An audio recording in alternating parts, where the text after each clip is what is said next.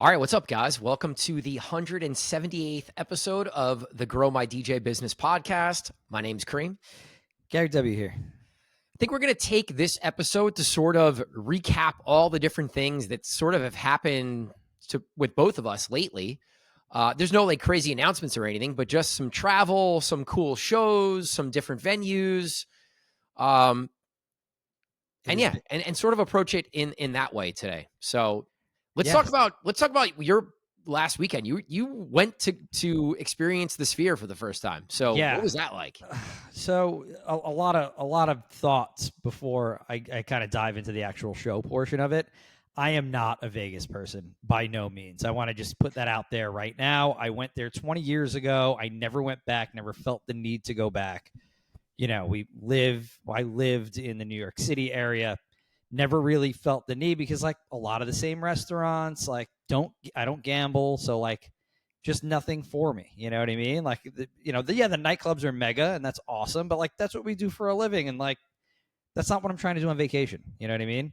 So that's why Vegas was never a destination. Even when Dead & Company did their first run there last year, I didn't go, and that's how much I don't like Vegas. Like I hadn't missed a Dead tour in 9 years up to that point.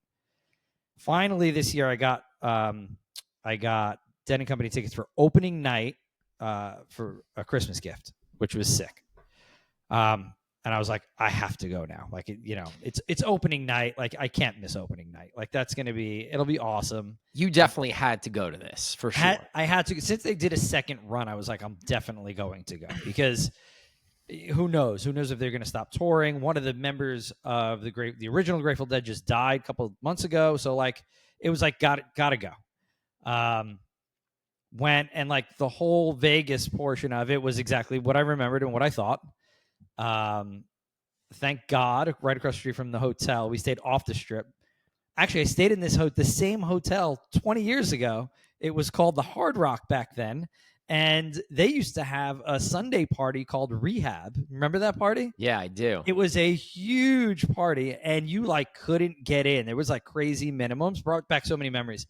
And they used to have crazy minimums to get in. So me and my girlfriend at the time really wanted to go to the party. So we're like, let's just stay at the Hard Rock. And then they give you wristbands to go in. Right. So we stayed there, and then as I get in the cab to go down to Sphere night one, we're talking to the Uber driver, and he's like, "Oh yeah, that used to be Hard Rock." I'm like, "Get out of here! No way!"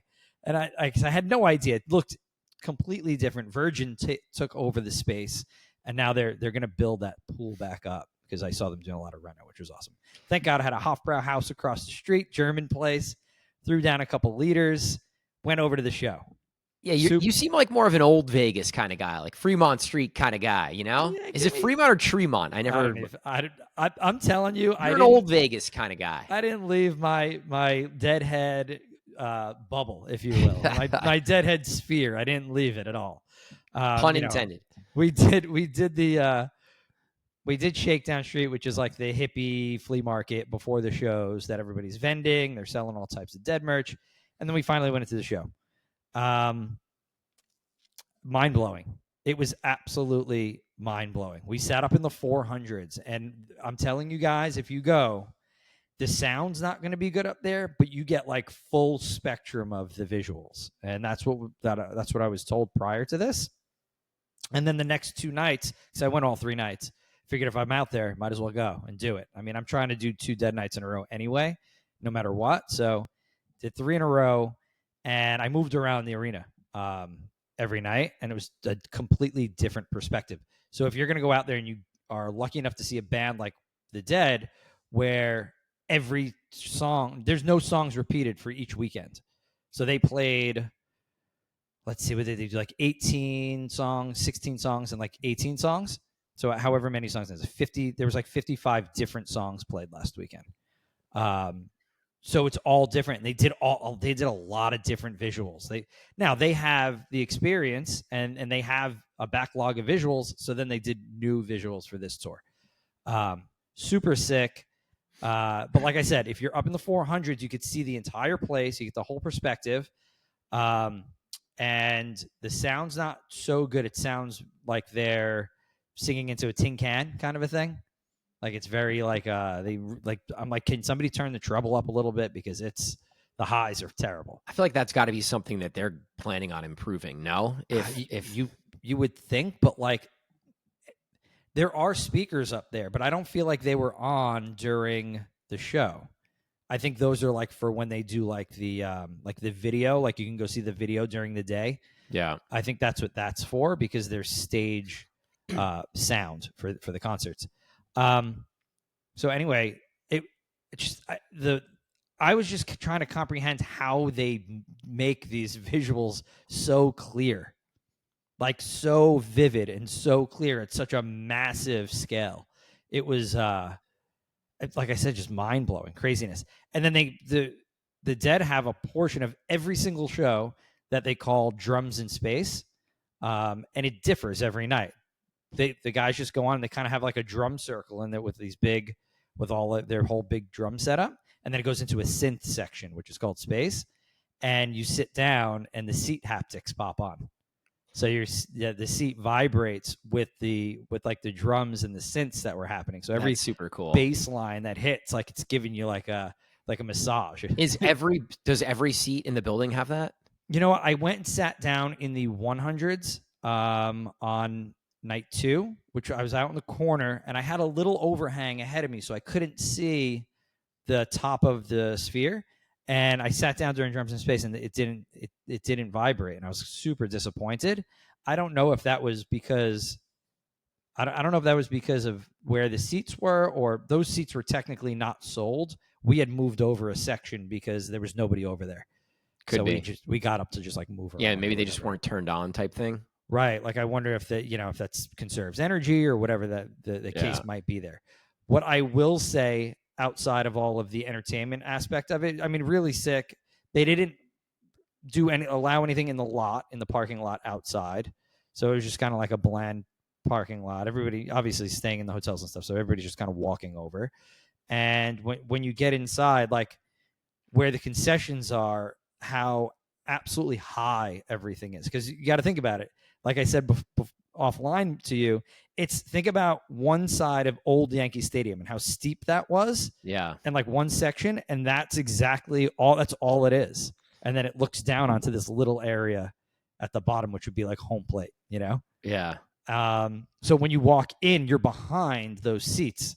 So it is a massive, massive space.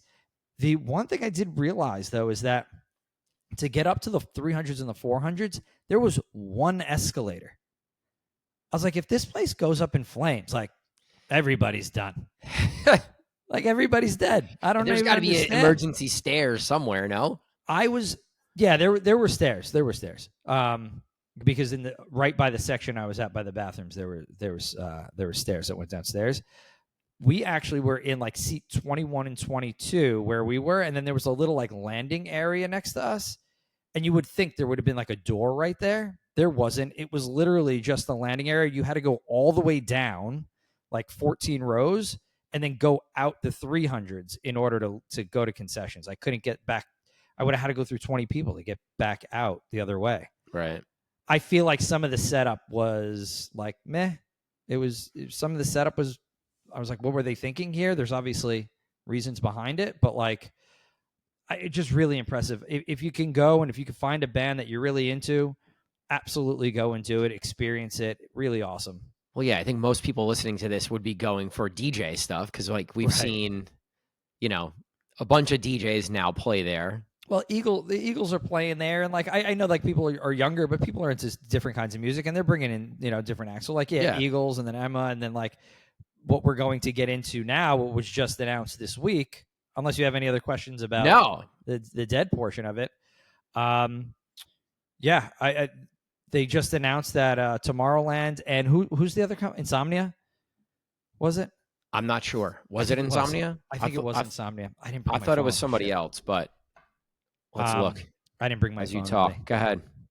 But they announced that they're going to come in and do a quote unquote experience, and it was like sound, sight, and something else. I know we'll read the post. Yeah, it's called Tomorrowland Unity, and it's Insomniac and Tomorrowland. Right. Do you have the post like that you could read? Yeah, it says the that world's blurb? most advanced entertainment venue sets the stage for this groundbreaking experience, multi-sensory celebration of music and mind-altering visuals, a gateway to another world where reality blurs and the magic of Tomorrowland and Insomniac become one. Transport to a new dimension as you travel through Tomorrowland's enchanting themes of, I'm not going to say the 3 words, random, whatever they've created, these 3 worlds. Right. Insomniac's vibrant universes of Beyond, Nocturnal, Escape, Countdown, and EDC. So okay, so that reminds me. So like at the beginning of the Dead show, they have a big like backstage visual, Yeah. and then that opens up with like the Grateful Dead bolt, and then all of a sudden you're in front of the Grateful Dead house that they lived in San Francisco, and you lift off from there, and you lift off into space slowly. So like you're above San Francisco, then above California, then above the United States, and then you're in space, and then it flips you through all of these different visuals, and then you land back there at the end of the show. Did you see anybody freaking out? Like, people got to be tripping balls and freaking out, no? These are deadheads. These are professional LSD takers. Professional drug takers. These are professional, psychedelic. These people do psychedelics like in the middle of the week. So like That's funny. Everybody's chill. Like I was talking to my buddies, people I met at the airport, I wound up seeing in the arena,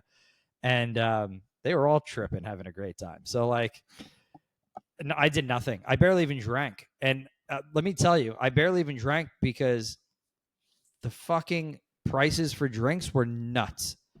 Double whiskey Jack Daniels was $30 before tip. It's a Dolan owned, Madison Square Garden owned thing. What do you expect? I should know because my double whiskey at MSG is $30. Yeah. When I go to the Ranger game. And then like I got the souvenir cup. I got a Guinness before I left to the airport because I had to leave at the end of the first set, third night. And I bought my Guinness because I wanted the cup, and it was $27. I'm like, this is crazy. I was like, I get a cup, but it ain't fucking worth it. But it was expensive. I limited myself to like 2 drinks. I'm like, I got this waste of money. But yeah, man, I definitely go check out. I'm sure that Tomorrowland stuff. Yeah, I'm gonna let me read the last slide because I think this is the most interesting part of it. Okay. So basically what it is, it's a dynamic selection of tracks is curated from the history of dance music with the addition of an orchestra and electronic instrumentation that brings this journey to life. Every Unity show will conclude with a crescendo with world-renowned artists joining us for a final closing set. The special guest for each show will be announced closer to the event. So basically you go and do this crazy visual audio experience, and then at the end, you get a set from probably all the legends. So I would assume like Armin and Tiesto and like the classic headliner, big name people. That would be my guess. That classical symphonic portion of it, I'd be super, super down. I'd go for that. That'd be right. Awesome. You get like the Eric Prydz tracks and the Daft Punks and probably all the classic, EDM dance music tracks over the years, Dead Mouse and like just the classics. He'd probably be another one that would be a great he would be amazing act for that. He'd be great there. Yeah, absolutely. His music really would play into that as well. Yeah. Yeah, that would be great. That sounds like a great time. I'd be interested in that. So just to sort of wrap where we talked about this 6 months ago or a year ago, when they first started announcing some of these other shows that were happening at the Sphere, like we're really starting to see what it's capable of. And I think we're going to start hearing like our DJs and our friends being like, oh yeah, I'm going to the Sphere for this show. Just like people go to various places for festivals. It's going to be like that level of planning and, hype around stuff that's happening there. I didn't even think about this before we put a bow on it. I didn't even think about it until the Dead announced their second run, and then the Eagles as well. I think it's right for them to do repeat performances this way, that artists and bands can do their first visuals and then add on to it as well. This way it's ever changing. Yeah, I mean, I think every act that gets booked there is creating visuals specifically for the Sphere, because I'm sure there's technologies and visual things that you can't achieve with regular visuals.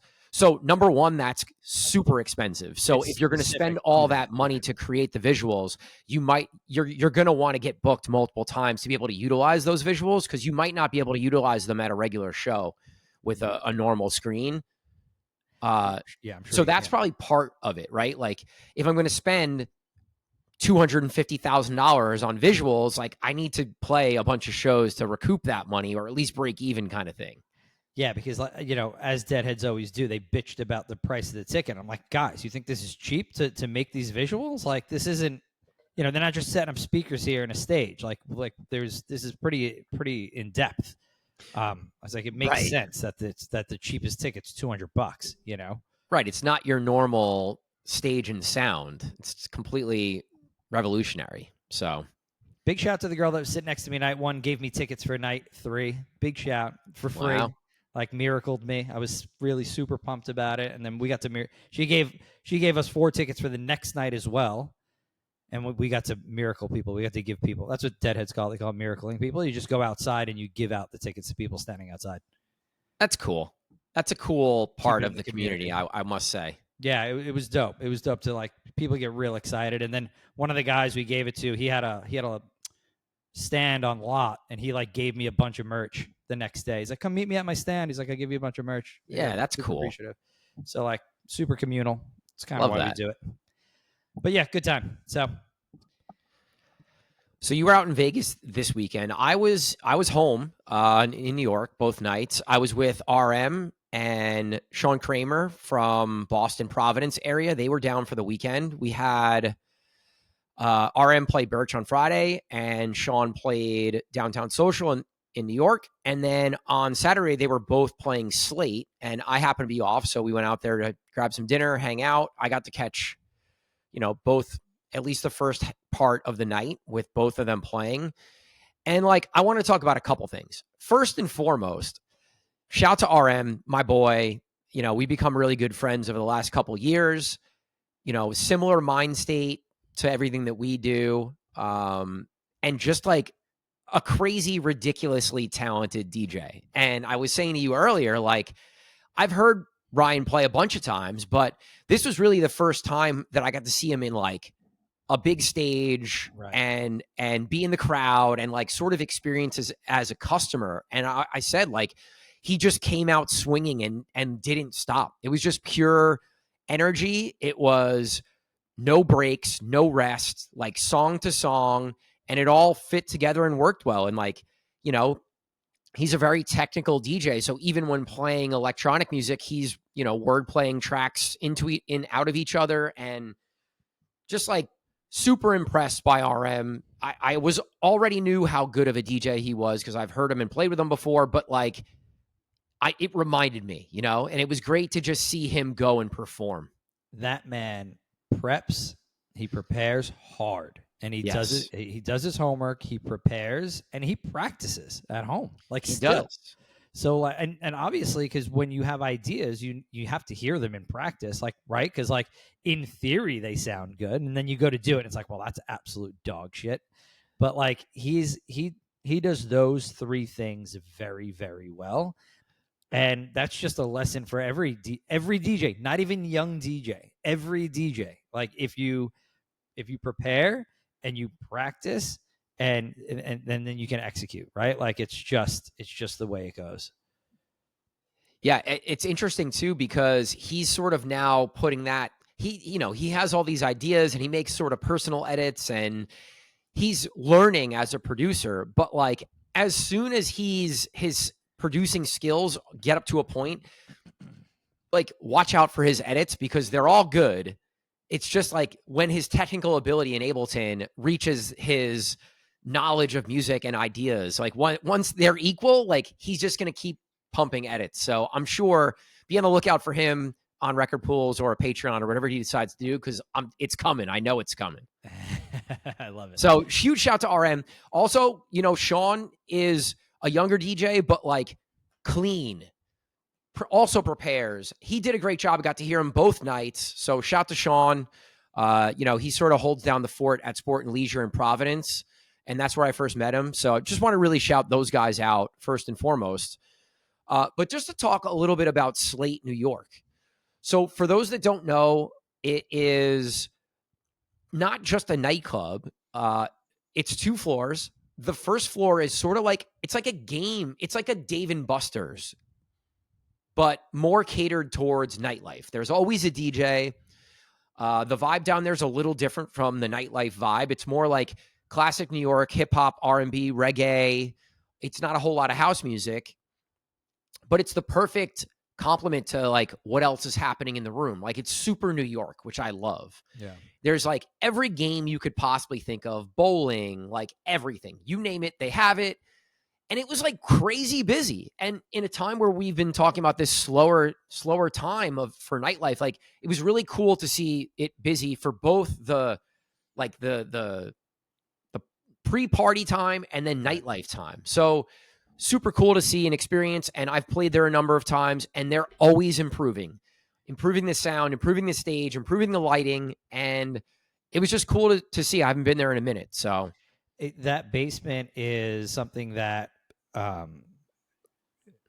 just it's one of those ideas that they've had in place forever, where it's a very social space. They have all the games, they have good drinks. You could take the slide from upstairs to downstairs, like right, a you literal could literally slide down. It's funny. You see like grown men going down the slide. I laugh every time. I used to have the DJ booth when I DJ'd there next to the slide. It's hilarious. And but like I feel like that like interactive portion of nightlife kind of went away for a little bit, and now it's like fully back. Like the nightclub portion we keep saying is dying, even though we're going to go into how good it was there that night. But like I feel like those social spaces are back in a big way, and that's why like that place is the most amazing happy hour spot. Like if I was at an office job in New York City and me and my coworkers were looking to go somewhere, like, and we know each other loosely, but we want to get to know each other a little better, like that's a perfect spot. Yeah. Because just like so many different games that you could play, so many different things. Even a date, like it's a great date night spot. Yeah. It's just it's a great spot. And like it is super. I know we're talking about it like a game room, but it's like this high end game room. Like it's like it's a lounge with games.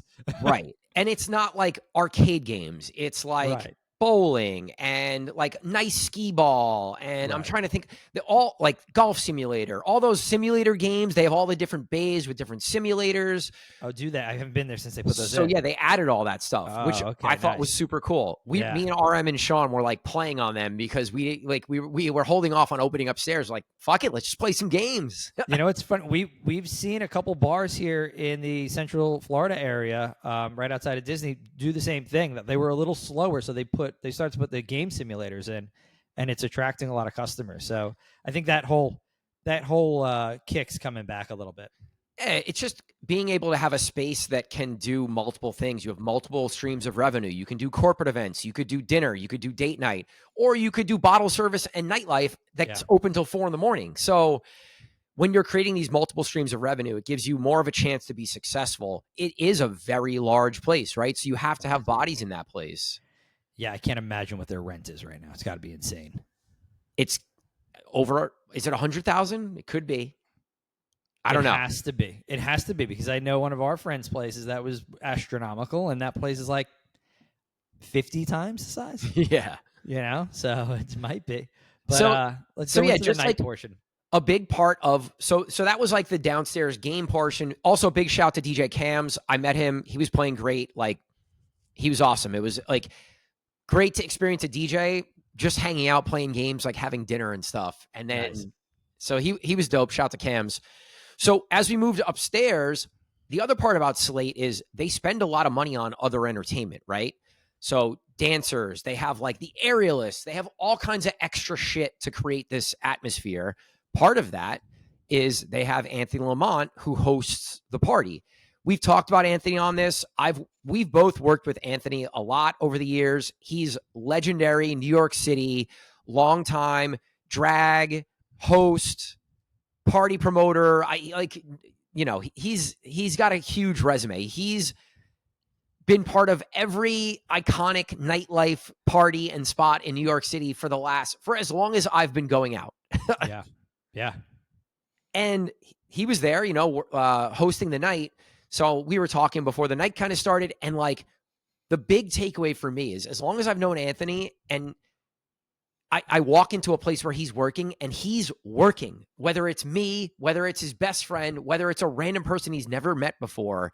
He was like in makeup, but not dressed yet. But he was already like performing, right? Yeah. He wasn't on the clock, so to speak, but he was performing. And I just really wanted to bring that up because I think for someone who's been so successful and done this for so long, we sort of have to have a similar mind state, right? Even if we're not DJing, like you have to be in character. And that character can be you, but it's your stage character, right? The way you interact with people, you're outgoing, you're shaking hands, you're introducing yourself. Like I thought that was my biggest takeaway of the weekend. It's funny. I didn't think of this before the podcast, but like when I was teaching, there was regular Gary, and then when Coach Gary walked in the room, like I was on. I'm like a completely different person, and I wasn't mentally turning it on, but like I knew that this is the type of performance that needs to be put on in order to keep my students entertained, to keep my students engaged. And I it is the same thing when you walk into and when I walk into a nightlife spot before a gig and you're shaking hands and saying hi to everybody, like there needs to be a heightened energy, right? You can't walk in like a mope and like you don't want to be there because you're usually the highest paid person in that room. So you better walk in with a lot of energy because you're going to then you're then attempting to make everybody else in that room a lot of money. Right. So like you're the focal point. So you need to act like it. And you need to, we always say this, you have to dress the part, you have to act the part, and then you have to execute the part. Right. And that's a huge part of what we do. We're entertainers, at the end of the day, that is what it is. Right. And those other parts that have nothing to do with the music are important. They're very important. Like, look at Martin, right? We shout Martin out a good amount, but he is a performer. He's a better performer than most DJs. And on top of that, he's a great DJ, but he gets booked not just because he's a great DJ, but because he's a great performer and host and creates an experience for ticket payer or whoever, for customers that like the average DJ does not provide. So if you guys are out there, like you can't just be standing there, like you got to do something beyond just standing there in the booth with like a puss on your face kind of thing. Yeah. It's, we do talk about Martin a lot, but I do think about Martin as the modern day DJ. Like that is the avatar for the modern day DJ. You want to be a successful DJ in 2025. Look at what Martin does. And that's it. That's exactly the way you're going to do it. And I feel like we've always said that about Nico Oso too, like entertainer first, but then also a very good DJ, both of those guys. Yeah. And not everybody has the personality to be that big, but do it in your own way. You have to create some sort of energy and a vibe from your performance. Do it in your way, right? It doesn't have to be the way that Martin or Nico do it, We're calling Martin by his old name, by the way. Marty Dunstan, sorry. Marty Dunstan or Marty Marvel. For everybody who doesn't know. So just but yeah, like clarify. Marty finishes his set and he steps down and it's like like he's sweating. He just performed, right? Like, are you performing or are you just going up there and standing there and DJing? There's a big difference. And I think if you treat it more like Marty treats it, you might be in a better place and get more bookings because of it. Right. Yeah. Granted, you have to have the rooms to do these things, right? Granted. And your DJ skills will get you in those correct rooms. But like you said, too, though, it's not for everybody to stand on the table and be on the mic and jump off the table and, be so energetic. But like you said, you have to find your lane. And I don't want to do any of that. That's so against my personality. But you have to perform. You have to put on a show.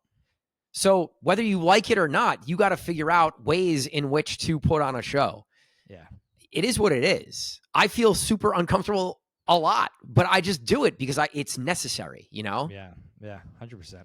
And even in smaller rooms, you can create an energy with the mic. You can create a vibe just by your facial expressions, your body language. All that stuff can create this energy we're talking about. I'm going to shout out one more person from our team, Nilla. Nilla played one of our small bar spots, local bar spots, and I went and played there two days later. And the manager came up to me and goes, "That Nilla is amazing." He's like, he's on the mic telling everybody to put their hands up. He had the whole place involved. So you're right. You can create a lot of energy and still be a performer by just using the mic, even if it's in the local bar spot. And then that will set you apart from the next person that's just coming in and standing there and playing music. Like I did that Sunday. So big shout to Nilla. So yeah, I just wanted to kind of talk about Slate and everything they're doing over there. And I took away a lot from having that night off. The night before, I DJ'd a party in New York at the DL Rooftop. Super dope room, long time New York City downtown spot.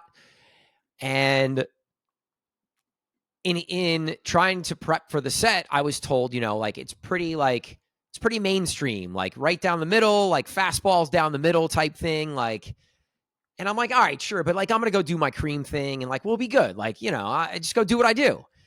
And I got up there. It was the first time in a while I felt a little uncomfortable where every time I strayed away from that, right down the middle lane, I would lose people from the dance floor. And I'm like, fuck, this is not good. It really is right down the middle. So obviously I pivoted, it was more of an open format set up and down and had a really successful night. The manager thanked me and, wanted me back, all that stuff at the end. But it was just one of those moments where wow, I'm a little uncomfortable here. It's not what I'm used to doing lately, where it's yeah, we can play the vocal that everybody knows, but maybe I could play it in a different way. And that was not flying. I'm playing Flow Rida Get Low, the original. Oh my God. Or a remix that was not aggressive type thing, yeah, not an abrasive edit of it. Yeah, the We Found Loves and the Since You've Been Gones and that was what was working. Drop Drake, Rihanna. Right in that pop folder. Get right in there. Yeah. I haven't done that in a while, but it was awesome. It was refreshing. It was fun. I had a great time. That spot that you were at, DL Rooftop, I think I've been there. I think I played there. I don't recall. But you're going to get some tourists in there too, right? And you think that kind of affects? It's young college crowd. It's tourists. Yeah. You got your promoter tables that are requesting Playboy Cardi. And I'm like, dude, not the place or time. So it's typical New York, it's typical New York where everybody wants something different. And it's you're pleasing managers and promo tables and then tourists and you're working the downtown cool crowd, Yeah. It's a weird mix in there, but a good mix. Yeah, it was fun. I had fun. It was a little different from what I've been used to doing lately. So that was cool. It's good to have those and kind of sharpen those knives a little bit, sharpen those skills. It's good to have a moment where I'm like, shit, bro, I'm a little uncomfortable right now. Yeah. It's been a minute since I really felt that way. I felt that way on that party that I was just talking about. It was a local bar. We thought it was going to be blown out in a big thing, and it wasn't. And it wound up falling flat on its face a little bit. We should have probably did the DJ on Saturday afternoon instead. Yeah. And they had a band outside, and I'm there DJing for my family's there. So 15, 20 people. So at least we had them. And then I knew everybody else in the bar, which was fine because I'm originally from that town. But it was only another 10 people. And I'm navigating Bruce Springsteen and still playing some Drake stuff and then still playing, some house music and still playing some Irish music. And it was wild time. Yeah, this is why you book good DJs, because good DJs figure it out and make it successful. Yeah. Yeah, definitely. But kind of funny. You don't get that feeling very often where it's shit. I know. I was with my boy Tommy from one of the DJs and guys from Downtown Social, and I looked at him I gotta step my game up right now. We're gonna change it up right now. I had my dad call me out actually. He's beginning your set real boring. He's but you really picked it up there about 2 hours in or something, or whatever it was. I was just playing for the older crowd, man. Leave me alone. He is obviously older, but he wants to hear all the younger, more energetic stuff, quick mixing. That's what he's used to. Yeah. And he's yeah, I need more of that the whole time. Damn, Dad, he's getting at me. But fun times.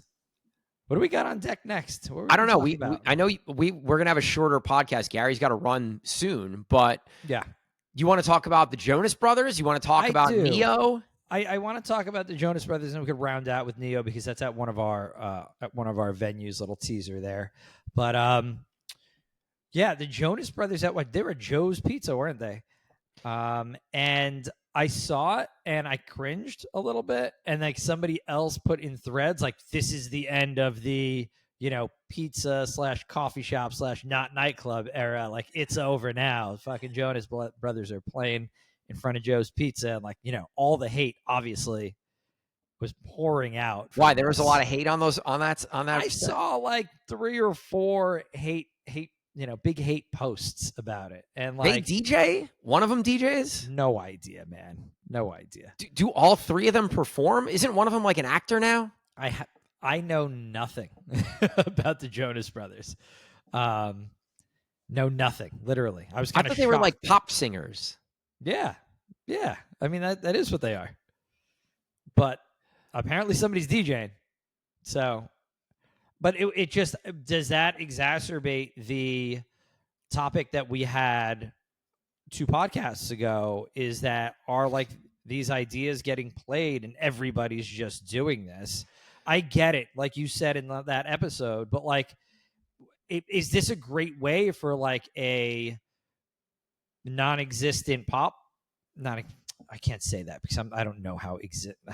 I mean, I think they're pretty popular or were pretty popular at least. Well, they were very popular, but I'm saying currently, like I don't know how. I can't speak to how famous they still are. They're still very, very famous, obviously. Yeah. But like, has it gotten to the point where like everybody's just going to jump on and do these types of events now? Like, no matter who it is, whether it's a Jonas Brothers or it's Joe Schmo DJ from down the block. I think just like anything else, right? Like the people that do it best and are that fans are most interested in are going to be successful. Dom Dalla DJ'd in an Australian bar on the bar top the night before one of his shows when he was in Madison Square Garden. Like, I don't think anybody was saying that was whack, and he brought his mom. Like, I don't think anybody was saying that was whack, but maybe like the Jonas Brothers, it seems like they're trying to jump on the trend. No, like you and I don't even know that one of them is a DJ type thing, and they're trying to do this Joe's Pizza thing. If it was Fred again, wouldn't we be talking about how cool it was? I don't know. Of course we would. Right. I just hope it doesn't cheapen the thought of the event. But you're right. It depends on who's doing it. The artist is going to drive a lot of it. We always talk about that, right? Like if the artist is popular, it's going to be more successful than if it's somebody that the normal person thinks is jumping on a trend. Yeah. I think people know when to eye roll at this point, right? Like if your market has 3 360 parties and another one pops up, it's like, oh, it's just another 360 party. Like then it starts to feel played out. But if you're the first one to do it, maybe it doesn't feel that way, kind of thing. Yeah. So I think it's on a market by market basis and also as an artist basis. Yeah. Do people want to come see that person or group? Know when to pivot and know when it's just when it's eye roll worthy. Shout to Tommy Farrell and Justin, who also DJ'd that event. So they sick. they were out and about this weekend. Pretty sick. But let's talk about one of our venues who's doing something big and not eye roll worthy. I actually was like, no way. And I was going to DM you and be like, is this real? Big shout out to Mad Hatter, who is bringing Neo in for a performance, which I was like, I just saw him at Jazz Fest 2 years ago, and he was awesome. Like such a performer, sounded great. Love Neo. He's had banger after banger. He's just extremely entertaining, and he's going to be at Mad Hatter. Mad Hatter had who was just there? Sean Kingston. Mano. They're doing big things over there. They're really trying to move the needle in Hoboken nightlife as far as bringing in these little guest acts for for however many songs that they're going to do. They're smaller sets, they're club sets. But at least they're trying, at least the ownership's putting their best foot forward and trying to not even trying to get people in the door. They're selling out all of these events. So it's like, get your tickets early, make sure you're on top of all their social media so you can be alerted when they announce things, because now it's like, all right, well, what are they going to announce next? Kind of an idea, right? I think it's a perfect example of when everybody's going right, go left. Everybody else in Hoboken's doing the DJs and 360 and Afro House day party and whatever else, and they said, we're gonna do like mid 2010s artists that were or 2000 artists that were popular and cater to the older crowd and sell out because no one else is doing that, and no one's bringing Sean Kingston's a little different. He's been all over the place lately, but Right. Nobody's bringing Sean Kingston and Neo to our market, that's for sure. And now that they have some success and they've seen this lane that's kind of working, like, I'm excited to see who else they bring, right, out of this sort of lane. It's such something that was pretty regular back in the day in the clubs. You always had like it wasn't always a guest performer, but maybe you had a guest host. Sometimes you had a guest performer. It was pretty normal. Like almost every weekend, you could In find New York, every club. weekend somebody was popping up or somebody was hosting a party. And even in Jersey, it had a lot happen in Jersey as well. And it kind of went away. And you're right. You're right. When everybody went one way, you got to go the other, because we haven't seen this concept in a while. And it's proven to be successful so far. Yeah, like I hope one of our DJs it too. They didn't announce what day it was. So. Well, Sean, big shout to Sean. He's been the resident over there forever, so I'm sure he's the trusted guy over there. I think he kind of gets first crack at all these, but well, hopefully one of our guys can go over there and kind of like hang out and open or close. But yeah, big shout to Sean. But like, this is just another example of a venue that like doesn't accept no for an answer, right? They're not just accepting the fact of like, oh, there's less people going out. It's not that busy. It's like people aren't drinking as much. It's like, all right, well, let's fucking figure it out. Yeah. Let's figure it out.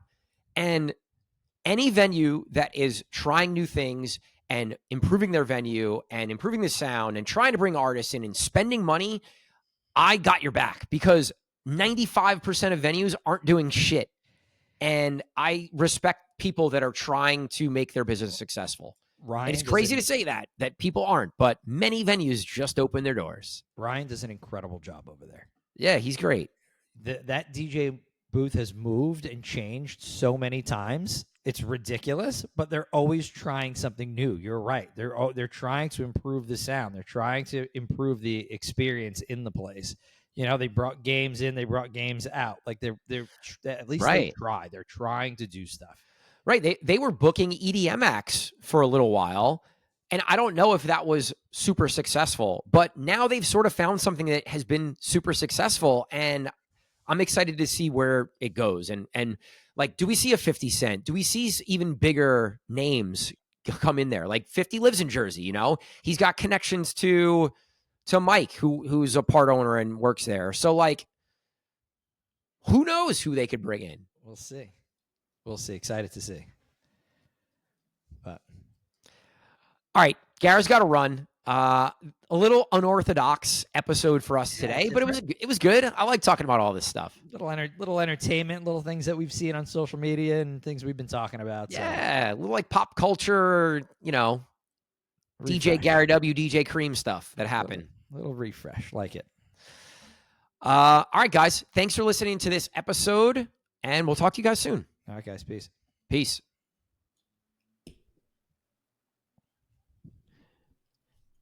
Wow, right up against it. Man, I don't know how long